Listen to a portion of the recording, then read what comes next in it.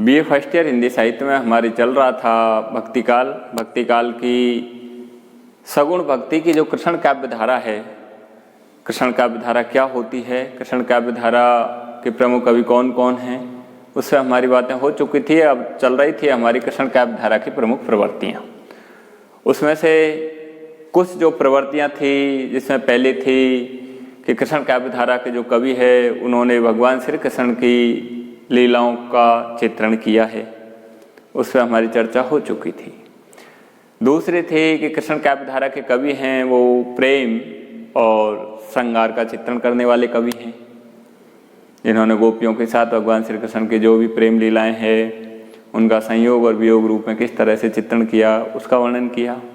इसके बाद अगली थी कि कृष्ण काव्य धारा के जो कवि हैं उन्होंने वैशल्य रस का चित्रण किया है। वैशल्य जिसके भी दो पक्ष होते हैं, संयोग वैशल्य, वियोग वैशल्य। कृष्ण काव्य धारा कवियों ने, विशेषकर सूरदास जी ने, संयोग वैशल्य और वियोग वैशल्य दोनों का ही चित्रण अपने काव्य में किया है। इसके बाद अगली जो प्रवृत्ति है जिस पर हमारी चर्चा होनी है वो है कृष्ण काव्य धारा के कवियों की, वो है प्रकृति चित्रण। अगली है प्रकृति चित्रण।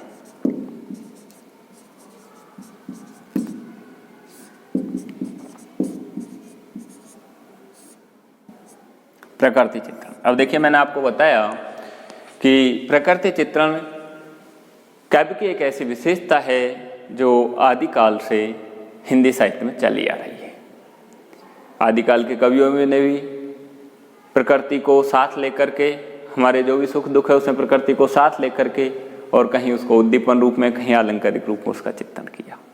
उसी तरह मध्यकाल आया। मध्यकाल में भक्तिकालीन कवि हैं, उन्होंने भी प्रकृति को साथ लेकर चले। रीतिकालीन कवि है, वो भी प्रकृति को साथ लेकर चले।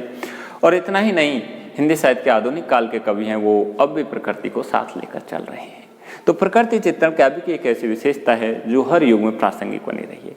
उसी तरह हमारे हिंदी साहित्य के जो भक्तिकालीन कवि हैं, भक्तिकालीन जो कवि हैं, चाहे वो सगुण हो चाहे निर्गुण हो, दोनों ने ही प्रकृति को सुख दुख में सहयोगी माना है।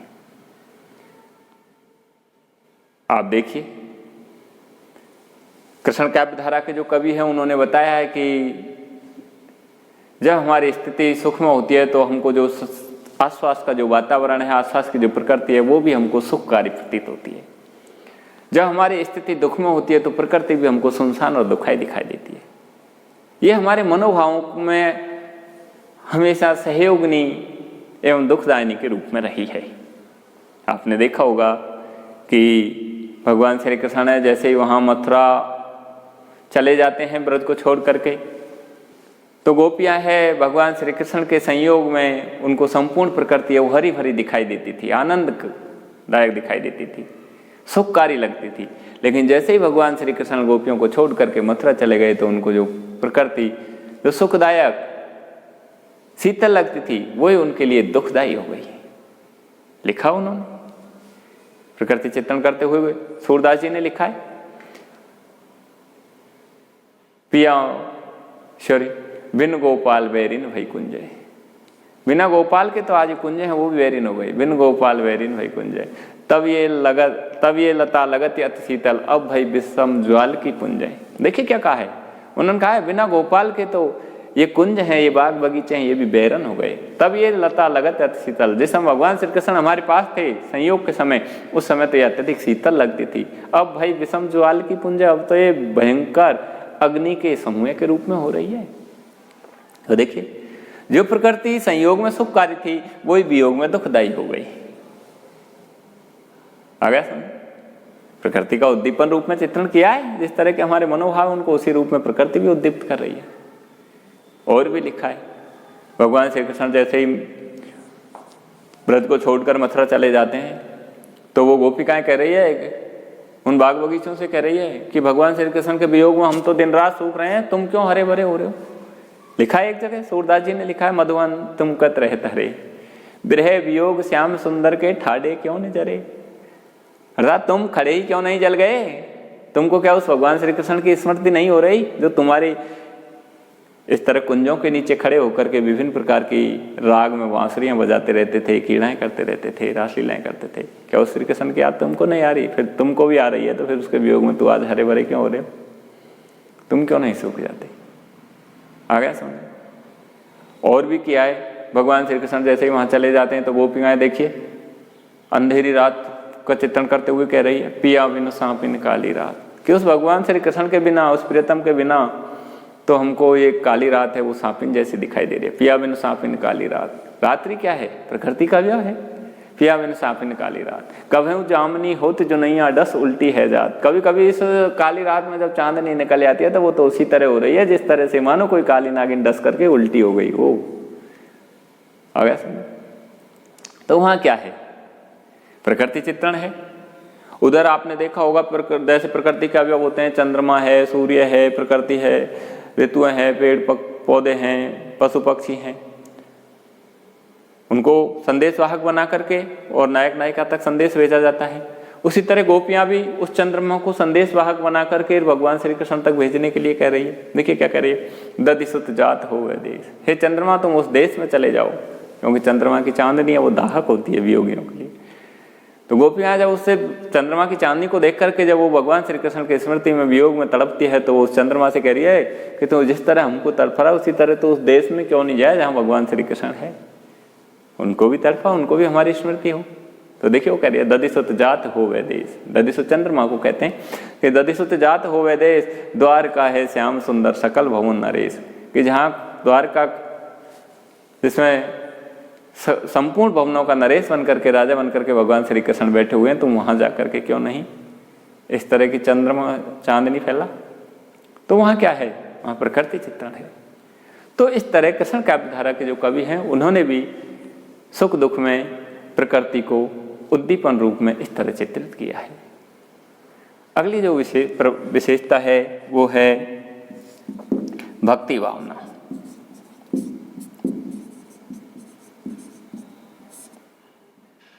अब देखिए कृष्ण काव्यधारा के जो कवि हैं, विशेषकर आपके सिलेबस में सूरदास जी हैं, तो कृष्ण काव्यधारा के जो कवि हैं उनकी जो भक्ति भावना है भगवान श्री कृष्ण के प्रति, जो भक्ति भावना में मैंने आपको पहले ही बता दिया वो पुष्टि मार्गीय भक्ति है। ये भगवान श्री कृष्ण को ही अपना आराध्य देव मानते हैं, उसी पर समर्पित होते हैं और सब कुछ उसी की कृपा का पोषण करते हैं। वही उनका आराध्य देव है। सगुण साकार रूप में वो उसकी उपासना करते हैं। सबसे पहले वो दैन्य भाव की भक्ति करते हैं। आपने देखा होगा कि सूरदास है वो प्रारंभ में निर्गुण भक्ति के पद लिखा करते थे, लेकिन जैसे ही उनकी वल्लभाचार्य जी से भेंट हुई उन्होंने कहा सूर है कि काहे को गिज्ञात हो, कि तुम सूर हो और सूर हो के फिर भगवान के दरबार में गिज्ञाते हो, निर्गुण की उपासना करते हो, क्यों नहीं सगुण साकार रूप में भगवान की उपासना करो। तभी से वो सगुण रूप में भगवान की उपासना करने लगे, भगवान श्री कृष्ण के साक्षात सगुण रूप में मान करके और उसी का आराध्य देव मान करके उसी की भक्ति में अपने भाव प्रकट करने लग गए। सबसे पहले उन्होंने दैन्य भाव की भक्ति की। दैन्य भाव बोलते हैं, दीनता का बोल सकते हैं, दैन्य भाव की भक्ति।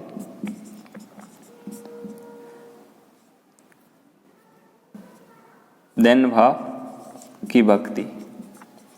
अब देखिए दैन्य भाव की भक्ति सूरदास जी ने लिखा है, आपके सिलेबस में दिया हुआ है, मौसम कौन कुटिल खलकामी। दैन्य भाव का मतलब होता है भगवान के दरबार में अपने आप को छोटा समझना, दीन समझना, गरीब समझना, हीन समझना। तो भगवान श्री कृष्ण भी वो सूरदास जी हैं, कृष्ण काव्यधारा के जो कवि हैं वो भी भगवान श्री कृष्ण के दरबार में अपने आप को छोटा समझते, हीन समझते हैं। सूरदास जी ने लिखा है, मौसम कौन कुटिल खलकामी, जिन तनु दियो ताहि बिसरायो, ऐसो नोन हरामी। कि मैं तो इस तरह का नमक हरामी हूं, जिसने मेरे को शरीर दिया उसी को मैं भूल चुका हूं। आ गया? तो वहां क्या है, भर भर विषय उदर को धावो जैसे सूकरगामी। तो वहां क्या है, हाँ दैन्य भाव की भक्ति है। भगवान के दरबार में भक्त है वो अपने आप को दीन, छोटा, गरीब समझ रहा है। और भी लिखा है, एक जगह सूरदास जी ने लिखा है, आपको दिया, हूं तो सब पतितन को टीको, कि जितने भी पतित हैं, पापी हैं, उनका सबका टीका शिरोमणि तो मैं हूं, तो सब पतितन को टीको, और पतित तो दिवस चार के हूं तो जन्म तीको। और जो पतित हैं, पापी वो तो अभी हुए हैं, मैं तो जन्म से ही पापी हूं, फिर मेरा उद्धार क्यों नहीं करते। तो वहां भी अपने आप को वो हीन समझ रहे हैं, अपने आप को पति समझ रहे हैं, पापी समझ रहे हैं। तो वहां भी दैन्य भाव की भक्ति है। अगला जो भक्ति का वो है अनन्यता भाव। अनन्यता। अनन्यता का मतलब होता है कि कृष्ण काव्यधारा के जो कवि हैं वो अपने आराध्य देव भगवान श्री कृष्ण के अलावा और किसी को नहीं मानते। अनन्य, अनन्य, अन यानी नहीं है, अन यानी दूसरा, अर्थात भगवान श्री कृष्ण के अलावा उनकी उपासना का जो माध्यम, उनकी उपासना का जो या उनके आराध्य जो देव है वो और कोई दूसरा नहीं है। वो भगवान श्री कृष्ण को ही अपना आराध्य देव मानते हैं, उसके अलावा अन्य किसी को नहीं मानते। एक निष्ठ भक्ति जिसको कह सकते हैं। लिखा है सूरदास ने, आपके सिलेबस में दिया हुआ है, अनन्य भाव की भक्ति बतलाते हुए सूरदास जी ने एक जगह लिखा है, मेरो मन अनत कहाँ सुख पावे, जैसे उड़ जहाज को पंछी फिर जहाज पे आवे। देखिए क्या कहा है उन्होंने, कहा है मेरा मन अन्य कहाँ सुख पाएगा, अर्थात अन्य किसी दूसरे देवी देवता में कहाँ सुख प्राप्त करेगा। मेरा मन तो भगवान श्री कृष्ण रूपी जहाज के ऊपर उसी तरह आसक्त हो गया है जैसे उड़ जहाज को पंछी फिर जहाज पे आवे। जिस तरह कोई समुद्र में कोई पंछी होता है, वो जहाज पे से उठ करके कहीं अन्य दूसरा आश्रय देखता है, लेकिन जब उसको नहीं मिलता है तो पुनः उस जहाज पे ही आ जाता है। उसी तरह वो कह रहा है यहाँ समुद्र क्या है, संसार है। ये संसार रूपी समुद्र में मैंने जब दूसरे देवी देवताओं को देखा तो मेरे कहीं आश्रय नहीं मिला, तो मैं वापस भगवान श्री कृष्ण के ऊपर आ गया। तो उस बात को बतलाते हुए वो कह रहे हैं, एक निष्ठ अनन्य नाम अनंत तब बतलाते हुए कह रहे हैं भक्ति की सूरदास जी क्या कह रहे हैं, मेरा मन अनंत कहाँ सुख पावे, जैसे उड़ जहाज को पंछी फिर जहाज पे आवे। कमल नैन को छोड़ महात्म और देव को ध्यावे, परम गंग को छोड़ पियासो दुर्मति कूप खनावे, कामधेनु को गोरस छेरी कौन दुहावे। अगर इस तरह की जो बात कही है उन्होंने, तो वहाँ उन्होंने भगवान श्री कृष्ण को ही अपना आराध्य देव माना है, उसी के उसको वो अपने आप को समर्पित करना चाहते हैं, उसके अलावा अन्य किसी देवी देवता में विश्वास नहीं करते हैं। अगली जो उनकी भक्ति की जो विशेषता है वो है भगवान की भक्त वत्सलता।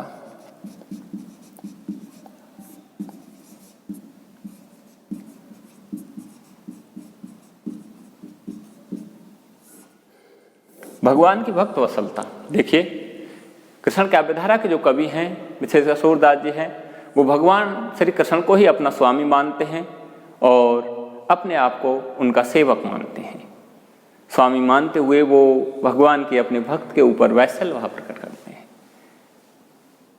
लिखा है सूरदास जी ने लिखा है, हम भक्तन के भगत हमारे, सुन अर्जुन प्रतिज्ञा मोरी, यह व्रत टरे न टारे। वहाँ भगवान को भक्त के ऊपर वैत्सल्य भाव प्रकट कर दिखाते हुए कहा है सूरदास जी ने कि हम भक्तन के भगत हमारे, सुन अर्जुन प्रतिज्ञा मोरी, यह व्रत टरे न टारे। तो वहाँ भगवान की भक्त वत्सलता है। आत्मग्लानि भी हो जाती है उनको, जैसे ही भगवान श्री कृष्ण है जब उनका उद्धार नहीं कर पाते हैं तो अपने आप में उनको आत्मग्लानि भी हो जाती है। तो उस आत्मग्लानि का भी इन्होंने चित्रण किया है भक्ति में। आत्मग्लानि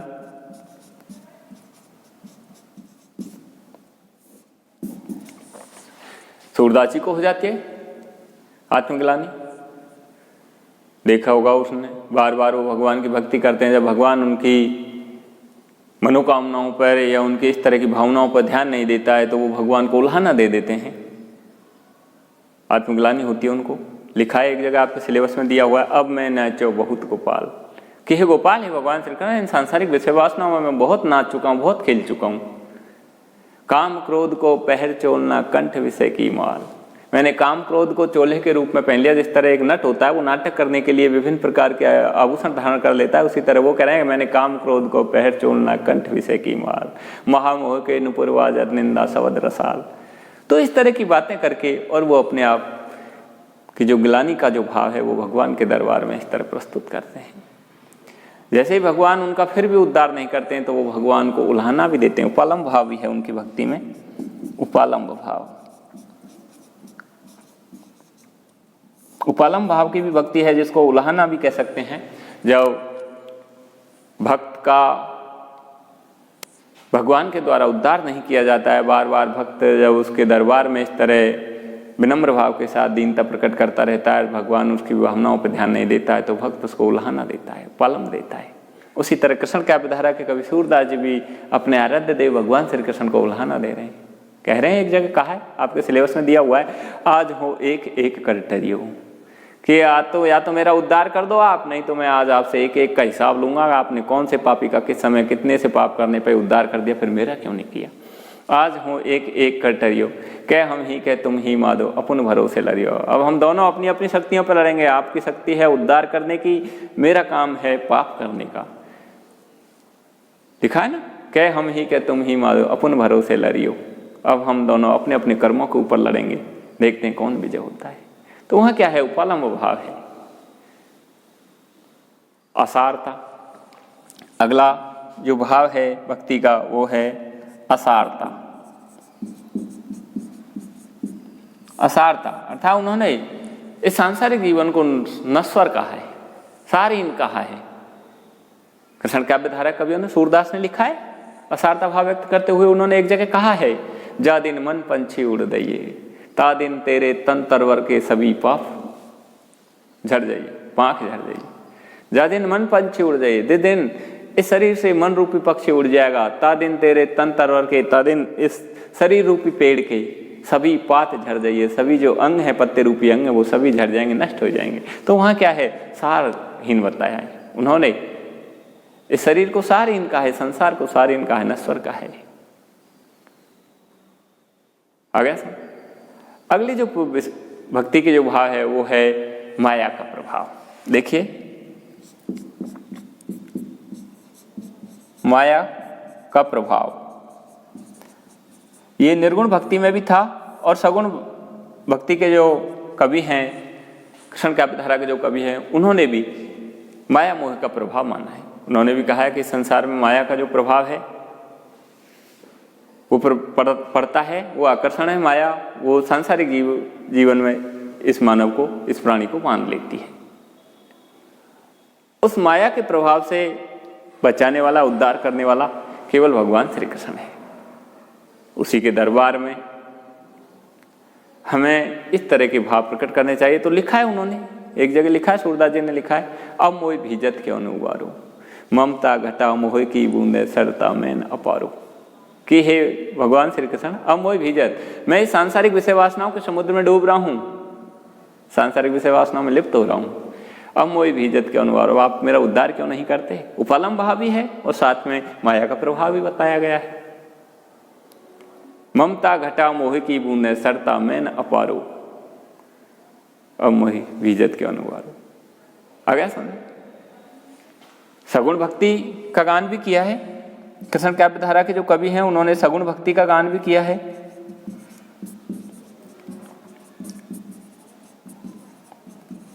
देखिए, सगुण भक्ति का गान,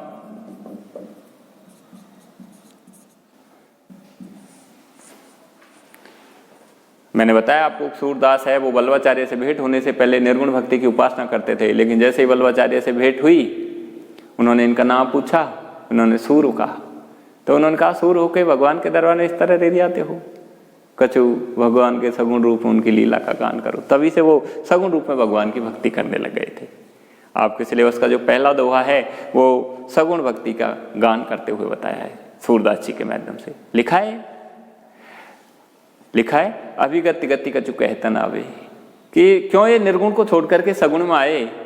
अभिगत गति कछु कहतन आवे, कि अव्यक्त अभिगत गति का मतलब है जिसको बताया नहीं जा सकता है, ऐसे उस ईश्वर की लीला कछु कहने में नहीं आती। निर्गुण ब्रह्म रूपी ईश्वर के लिए लिखा है कि अभिगत गति कछु कहतन आवे, जो गूंगे मीठे फल को रस अंतर्गत ही भावे, परम स्वाद सब ही सुनिरंतर अमित तोष उपजावे, मनवानी को अगम अगोचर सो ध्यावे सो पावे, रूप रेख गुण जात जगत में निरालंब कित ध्यावे, सब विधि अगम विचारों ताते सूर सगुण लीला पदवावे। सूरदास जी ने कहा है कि उस अभिगत की गति को जो कहने में नहीं आती, उसका जो आवास है वो तो किस तरह है, ज्यों गूंगे मीठे फल को रस अंतर्गत ही भावे। जिस तरह गूंगा व्यक्ति मीठे फल का रस अंदर ही अंदर महसूस कर लेता है, उसी तरह उसका आवास होता है अंदर ही अंदर। ज्यों गूंगे मीठे फल को रस अंतर्गत ही भावे, परम स्वाद सब ही सुनिरंतर अमित तोष उपजावे, कि उसका स्वाद कुछ अलग ही है जो अत्यधिक आनंद या अत्यधिक संतोष प्रदान करता है। अमित तोष उपजावे, मन वाणी को अगम अगोचर सो ध्यावे सो पावे, वो मन वाणी से अगम है वहां तक, अगोचर उसको देखा नहीं जा सकता है, सो ध्यावे सो पावे, जो उसका ध्यान धरता है वो इसको पा सकता है। रूप रेख गुण जाति जगत में निरालंब कित ध्यावे, न तो उसका कोई रूप है, न रेखा है, न जाति है, बिना अवलंब के हमारा चलायमान मन उसका कैसे ध्यान धरे। सब विधि अगम विचार है। सूरदास जी कह रहे हैं मैंने सब तरीके से देख लिया कि उस निर्गुण ब्रह्म रूपी परमात्मा तक पहुंचना कठिन है। ताते सूर सगुण लीला पद आवे, इसलिए सूरदास जी कह रहे हैं मैंने सगुण रूप में भगवान की लीलाओं का पद गाना चालू किया है। तो इस तरह इन्होंने सगुण रूप में भगवान की लीलाओं का भी गान किया है। अच्छा, निर्गुण संतों के उपदेश भी इनके ऊपर पड़े हैं, निर्गुण संतों के उपदेश भी पढ़े हैं।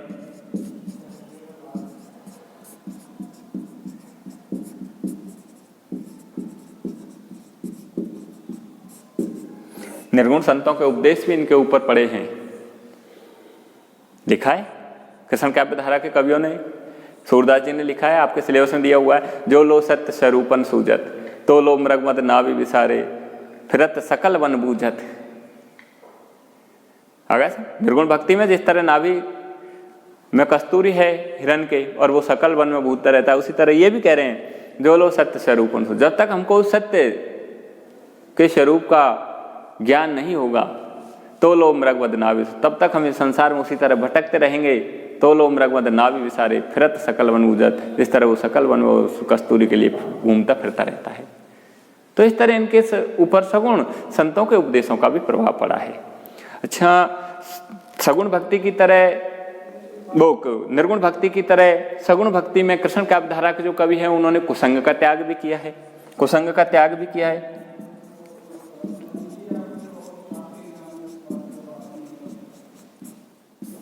देखिए निर्गुण भक्ति में भी आपने देखा होगा कवि केशवदास, वो कबीर दास जी है, उन्होंने भी सत्संगति पर बल दिया है, कुसंग के त्याग पर बल दिया है। उसी तरह कृष्ण काव्य धारा के जो कवि हैं उसमें जो सूरदास जी हैं उन्होंने कुसंग का त्याग किया है, सत्संगति पर बल दिया है। इन्होंने भी लिखा है, उन्होंने आपके सिलेबस में है, छोड़ मन हरि विमुखन को संग। सूरदास जी कह रहे हैं कि हे मेरे मन, हरि के जो विमुख हैं उनका साथ छोड़ दो। छोड़ मन हरि विमुखन, हरि श्री कृष्ण के विमुख जो लोग हैं उनका आप साथ छोड़ दीजिए। छोड़ मन हरि विमुखन को संग, ताके संग कुबुद्धि उपजत परत भजन में भंग। आगे जिनके संग बुरे विचार पैदा होते हैं भजन में, भगवान श्री कृष्ण के भजन में भंग होता है, ऐसे लोगों का साथ छोड़ दीजिए। अच्छा, ये राम काव्य धारा के कवियों ने भी कहा है, आपने देखा होगा एक जगह तुलसीदास जी ने लिखा है, जाके प्रिय न राम वेदेहि तजिए ताई कोटि वेदी समझद भी परम सनी। तो वहां भी उन्होंने कुसंग का त्याग किया है, सत्संगति पर बल दिया है, या भगवान राम और भगवान श्री कृष्ण की आराधना करने वाले लोगों का अनुकरण करने पर बल दिया है। लास्ट है विनय भाव की भक्ति, विनम्रता या विनय भाव की भक्ति। विनम्रता या विनय भाव की भक्ति। अब देखिए कृष्ण काव्य धारा के कवियों में सूरदास जी है, वो सगुण भक्ति का गान करने से पहले वो विनम्र भाव की भक्ति करते थे, विनय भाव की भक्ति करते थे। भगवान के दरबार में नम्र होकर के और भगवान से निवेदन करते थे। आपके सिलेबस में लिखा है, अब के राख ले हो भगवान, हो अनाथ बैठो डुमडरिया पारदि साधेवान, दूँ हाथ दुख आन भयो अब कौन उबारे प्राण। सूरदास जी कह रहे हैं भगवान के दरबार में कि हे भगवान, अब मेरे प्राणों को राख लीजिए, रक्षा कर लीजिए। मेरी स्थिति उसी तरह है, किस तरह, दूँ हाथ दुख आन भयो अब कौन, अब के राख ले भगवान, हो अनाथ बैठो डुमडरिया। जिस तरह एक पक्षी होता है वो अनाथ होकर के पेड़ की डाल पर बैठा रहता है, ऊपर ढेका सुचान, ऊपर सचान बाज पक्षी उड़ता रहता है, नीचे से शिकारी है वो तीर लगा खड़ा हुआ है। दूँ वहां दुखान भय अब कौन उबार प्राण, दोनों तरफ से दुख हो गया, अब कौन प्राण उबार सकते हैं। तो उसी तरह संसार में मैं पड़ा हुआ हूँ, मेरे प्राणों की रक्षा कौन कर सकते हैं। अर्थात भगवान श्री कृष्ण आप मेरे प्राणों की रक्षा कर सकते हो। तो इस तरह विनम्र भाव की भक्ति भी कृष्ण काव्य धारा के कवियों ने की है। इसके बाद अगली जो प्रवृत्ति है उस पर चर्चा हम आपसे अगले वीडियो में करेंगे। धन्यवाद।